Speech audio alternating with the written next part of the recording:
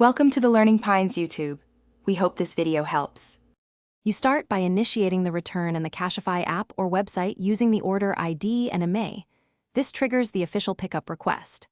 Once done, attach payment proof and clearly state the reason for return, defective, not as described or changed mind, so Cashify assigns the right process.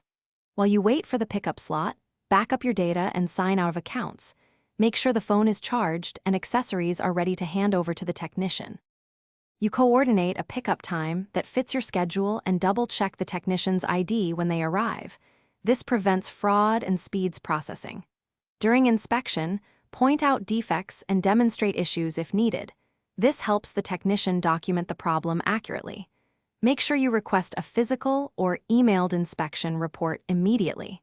If the device condition matches your claim, Cashify will accept the return and give you an acknowledgement with a clear refund timeline, so save that for follow-up.